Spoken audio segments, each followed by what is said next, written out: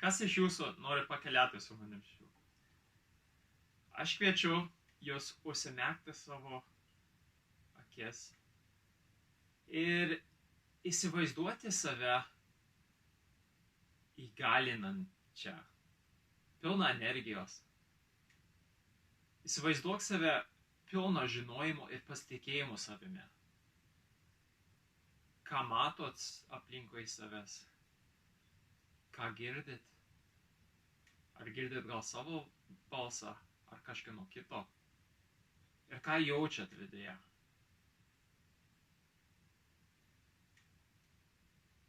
Ir kai norit, galite atsimerkti.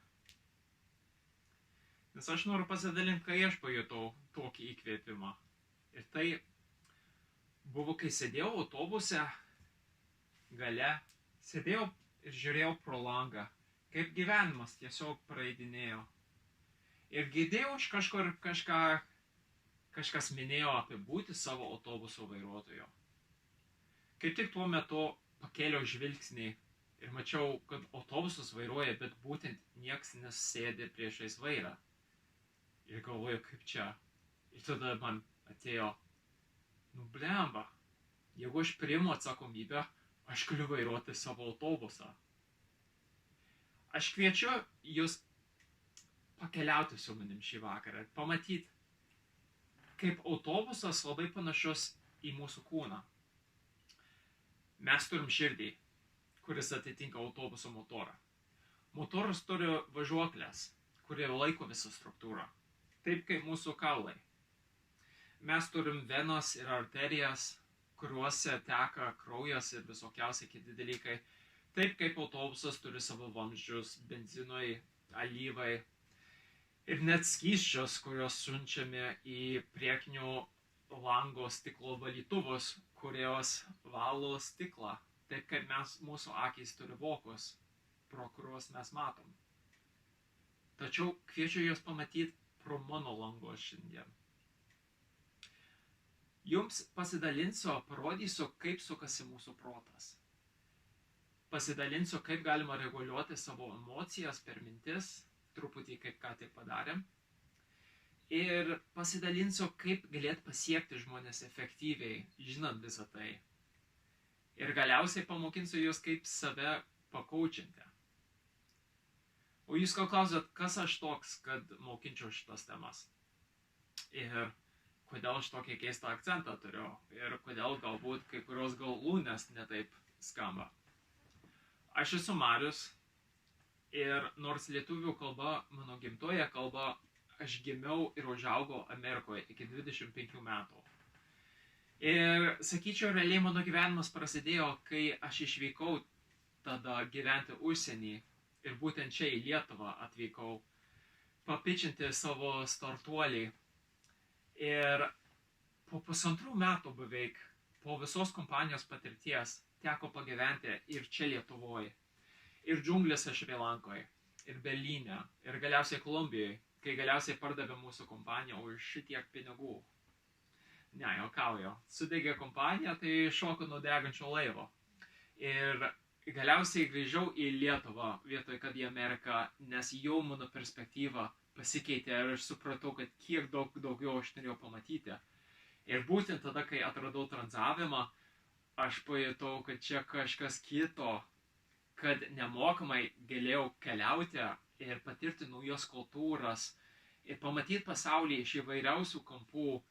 Ir tenai aš įsimylėjau ir suvokiau, ką reiškia turėti kitą perspektyvą.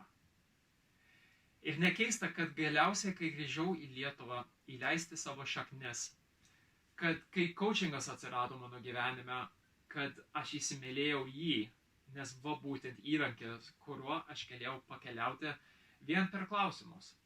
Ir baigiau mokslus su intencija, kad padėti kitiems pakeliauti, pakeisti savo perspektyvą ir augti asmeniškai per tai. Ir po to atsirado neurolingvistinis programavimas. Ir man tai buvo, ne tik aš galiu būti savo autobuso vairuotoju, bet aš galiu ir būti savo inžinieriu. Aš galiu perprogramuoti savo protą. Ir noriu pakalbėti truputį šiandien, kaip per neurolingvistinio programavimo prizmę apibūdina, kaip sukasi mūsų protas ir taip toliau. Ir kad visą tai suprast, norėčiau pradėti nuo programos, nuo mūsų programos.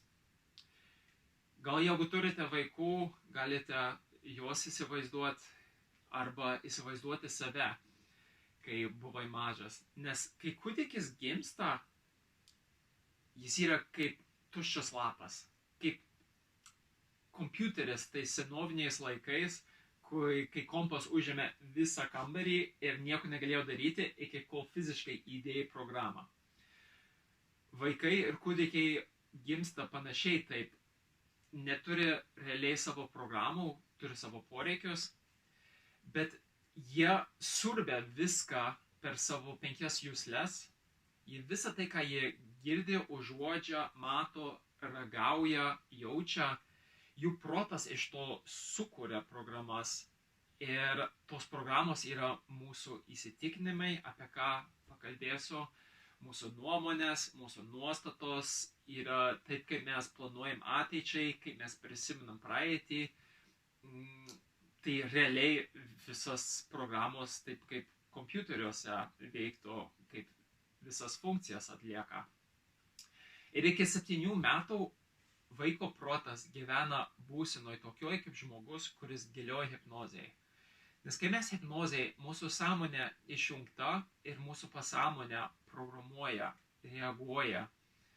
Ir tada po 7 metų ar link 7 metų, kaip šalmas, ta sąmonė pradeda užeiti ant galvos ir tai mus apsaugo.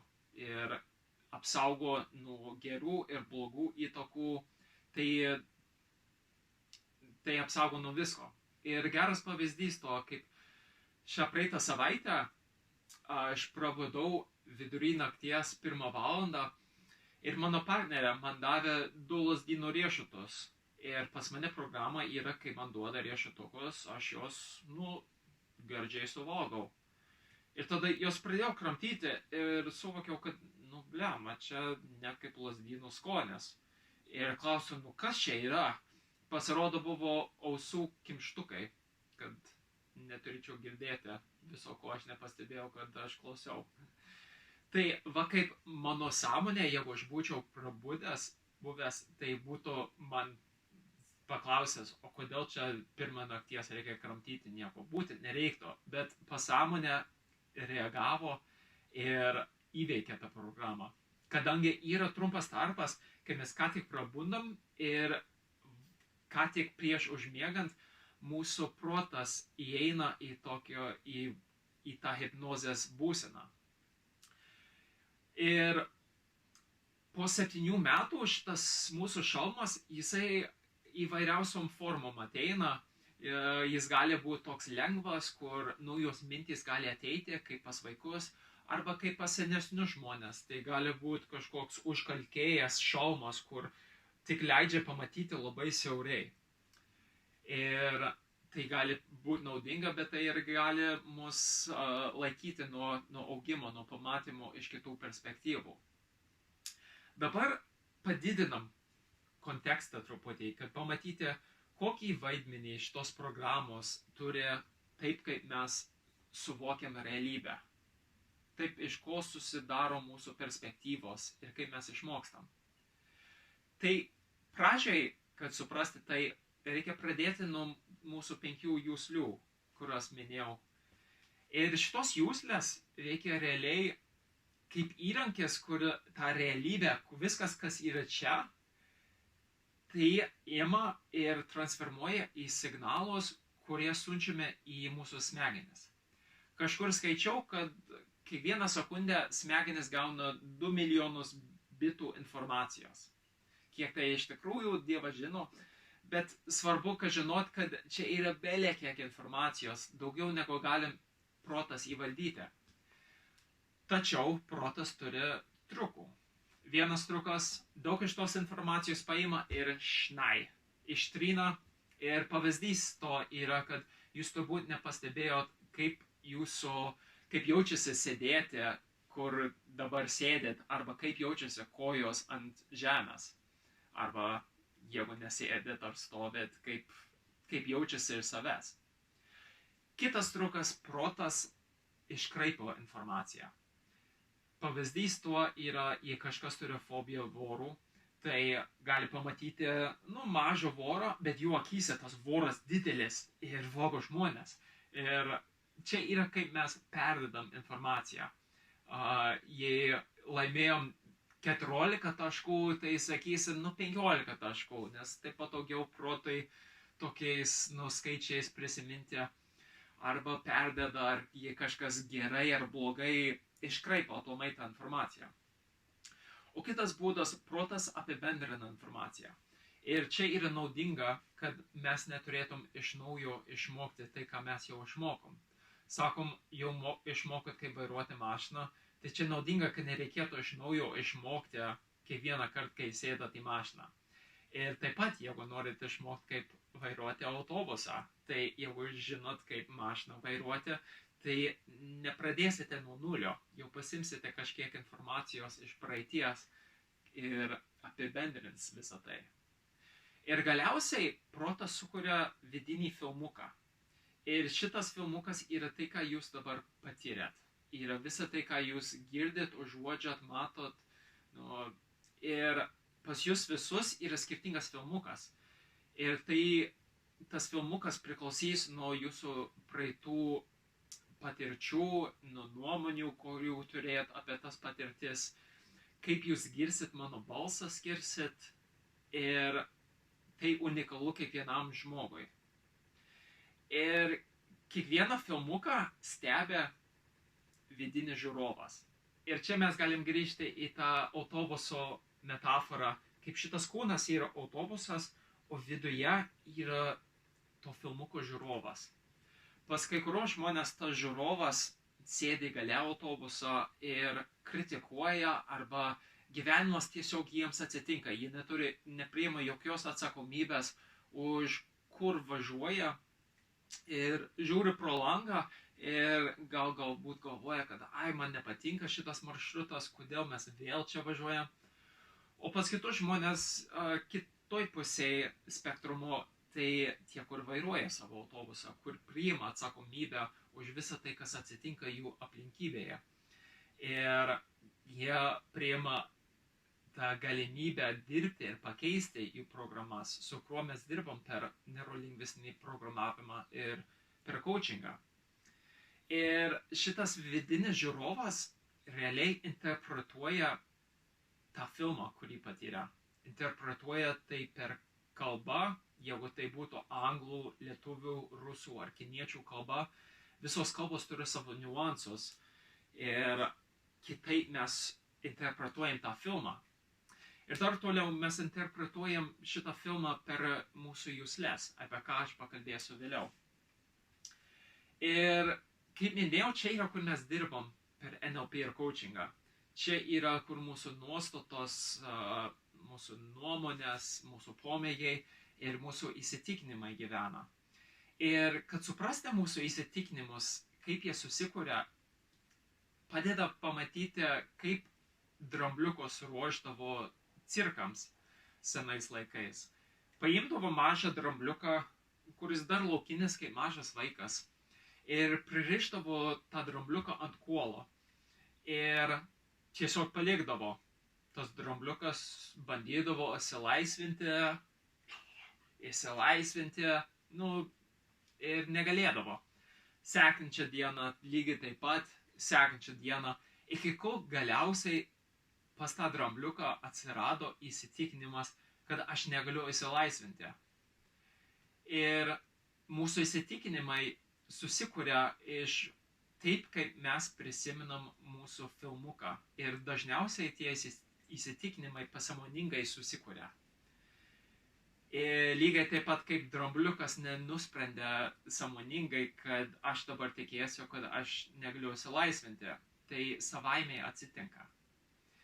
Ir tas drambliukas auga, užauga ir realiai galėtų jau įsilaisvinti, bet tas įsitikinimas riboja tą dramblį nuo įsilaisvinimo. Ir lygiai taip pat pas mus. Mes išaugam tų senesnių ribojimų ir naudinga yra sugrįžti, atpažinti, kokius ribojančius įsitikinimus mes turim, kurie jau nebetarnauja. Judam toliau. Tai judam į mūsų emocijas. Ir daug ką mūsų sveikata įtakoja, kaip mes jaučiamės, taip pat kaip jeigu prižiūrėsit savo autobusą, jeigu poliruosite, jeigu tikrinsit padangas, keisite alyvą ir aplamai pamylėsite, tai kuo geriau prižiūrėsite, to geriau važiuos. Taip kaip su šito kūnu. Bet yra tai, ką mes galim įtakoti. Ir jeigu prisiminsite, kaip pradžioje pokalbio, aš paprašiau jūsų įsivaizduoti save jaučiant stiprybę. Ir taip pat aš būčiau galėjęs jūsų paklausti prisiminti, nes realiai tai, ką protas galvoja, tai įtakoja mūsų kūną. Ir jeigu kūnas negali atskirti, jeigu protas įsivaizduoja kažką arba prisimena kažką. Kūnas tai jaučia tai, ką smegenys išleidžia, tas cheminės medžiagas, kurios pakeičia, kaip mes jaučiamės. Ir čia reiškia, kad mes galim valdyti savo emocijas vien per mūsų mintis. Mes galim prisiminti ar vizualizuoti kažkokį ateitį savęs, kokiais mes norime būti. Ir mūsų kūnas pradės tai jausti.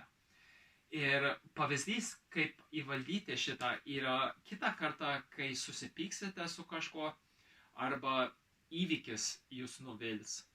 Pagalvokite 5 priežastis, kodėl esate dėkingi arba tam žmogui, arba tam įvykiui. Ir aš prižadu, kad jūs jau jausite kitaip. Judant toliau yra mūsų išraiška ir elgesys. Ir mūsų elgesys susidaro iš mūsų dabartinės būsenos per ilgesnį laikotarpį. Tai mūsų elgesys šitą savaitę arba praeitais metais, tai realiai yra mūsų sukurtas abstraktus apibūdinimas dėl, kai mes jaučiam vienu metu, bet per ilgesnį laiką. Ir gali būti, kad kaip mes pasielgsim, gali neatitaikyti, kaip mes norim pasielgti. Pas daug ką iš mūsų yra impulsai. Gali būti, kad norime sveikai valgyti, bet tas sausainis vis tiek tenai ir ranka vis tiek siekia tam. Ir kad tą pakeist, mes grįžtam ir dirbam su programom ankstesniais. Ir tada galiausiai yra rezultatas. Kažkaip pasielgiam, priimam sprendimą, duoda rezultatą ir tas rezultatas galiausiai pamaitina visą šitą ciklą, duoda informacijos mūsų jūslėms, kad iš naujo galėtume išmokti iš viso to. Ir tai sudaro mūsų mokymosi ciklą. Tai gerai, žinant visą tai, kaip galima tai panaudoti, kad efektyviau pasiekti žmonės per komunikaciją. Ir tam aš jūs pakviesčiau vėl užsimerkti ir įsivaizduoti, kad jūsų geras draugas ar kaimynas ar kolega darbe kviečia jūs prie jūros šiandien. Kad įsivaizduokit, dabar yra vasara, ilgiausios dienos, trumpiausios naktys ir bus nerealus saulėlydis, atsiprašau. Ir įsivaizduokite dabar, kaip jūs nukeliausit iš ten, kur esat. Jei jau esate prie jūros, įsivaizduokite, kad esate Klaipėdoje arba kažkur toliau ir keliaujate į Neringą. Ir įsivaizduokite, kokia jūsų pirmutinė reakcija. Ar jūs iš karto matot tą saulėlydį, arba išgirdit balsą savyje, kaip jo gera idėja, arba širdis šoka su džiaugsmu. Ir tai priklausys nuo taip, kaip jūs interpretuojat tą pakvietimą, bet kaip jūs interpretuojat priklausys nuo jūsų dominuojančios jūslės kalbos. Ir pas mus yra 3 dominuojančios kalbos. Mes arba per regėjimą, arba per klausą, arba per jausmą. Ir mes visi apdoroja mintis per visas šitas jūslės, bet pas mus yra viena, kuri dominuoja. Ir pas daugumą žmonių tai yra per regėjimą. Arba kai planuojat ateičiai, ar prisiminat praeitį, ar aplamai jūs per įsivaizdavimą. Jūsų tipo žmonės greičiau šneka ir negali įkvėpėt. Nes jūs labai daug informacijos galite priimti vienu metu. Taip kaip pamato nuotrauką ir iš karto nuo spalvos, nuo kas yra toj nuotraukoj, nuo mažiausių detalių galite labai daug informacijos paimti. Ir jūsų tipo žmonės mėgsta daugiau kalbėti gyvai su žmonėmis, kad galėtų pamatyti reakciją ant žmonių veidų. Ir jūsų kalba lygiai taip pat atsispindi per regėjimą. Ar jūs matote, apie ką aš kalbu?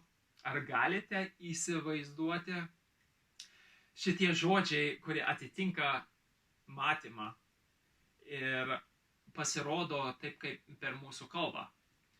O kita grupė žmonių, kurioje aš irgi manau, aš priklausau daugumą, tai planuojat ir apdorojat mintis daugiau per klausą. Ir mūsų tipo žmonės geriau priima informaciją per girdėjimą. Tai mes priimam informaciją vieną po kitos, vietoj, kad viską daug vienu metu, kaip per nuotraukas. Tai mes mėgstam audio knygas ar podcastus klausyti, nes vien per tą klausą mes galim sukurti ir vaizdinius, ir jausmus, ir mūsų kalba atsispindi žodžiais, kurie atitinka klausą. Ar groja, apie ką aš kalbu? Ar rezonuoja šitą temą? Girdite, apie ką aš kalbu? Ir trečia grupė žmonių, tai dauguma per jūslės. Per jausmus, atsiprašau. Ir jūsų tipų žmonės gal lėčiau šneka ir giliau įkvėpėt. Ir jūsų tipas yra išmokti daugiau per darymą. Ir jūs apdorojat mintis per emocijas, per savo kūną, realiai. Ir jūsų kalba atsispindi žodžiais, kurie atitinka emocijas. Ir mano širdis šoka su džiaugsmu, pagalvojant važiuoti prie jūros. Ir yra dar grupė mažiau per NLP rečiau kalbama skaitmeninė auditorija. Ir tai yra daugiau tokia abstrakti. Ir naudoja žodžius, konkrečesnius žodžius, kurie netitinka nei jūslių jokių, o kaip rezultatas arba pasiekmė, kurie nėra prie ko čia prikibti. Ir čia yra panašiau kaip kompiuteriai galvoja. Ir čia toks labai loginis mąstymas, racionalus. Ir čia dažnai naudojama versluose arba darbo erdvėje, kur neina prie to artimumo, o kaip tik yra toks šaltesnis.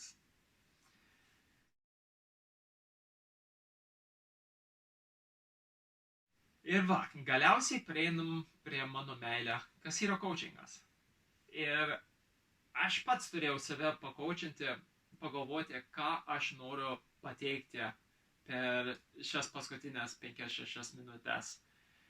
Ką aš galėčiau pamokinti, kuris nebūtų tiesiog faktai, kuriuos protas ištrintų arba iškraipytų. Ir pagalvoju, kad aš noriu įgalinti jūs patys išmokti, kaip save koučinti.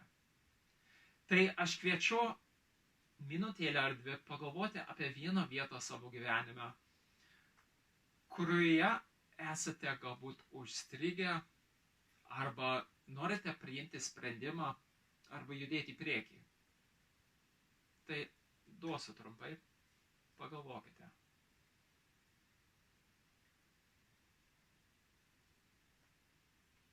Gerai. Pradėsiu nuo pirmo klausimo. Ir asmeniškai jau kalbėsiu. Ko? Ko tu nori? Ar tu nori pamatyti kelią į priekį, ar išgirsti atsakymą, kad priimti sprendimą, arba pajausti stiprybę, kad galėt žengti į priekį? Realiai, ko tu nori? Ir kai atsakai tą ko, sekantis klausimas, tas, kuris kiekvieną 3 metų vaikas geriausiai moka paklausti, kodėl? Kodėl tu nori to, ko tu nori? Ir aš duosiu savo pavyzdį, kaip aš save kočinau šituo.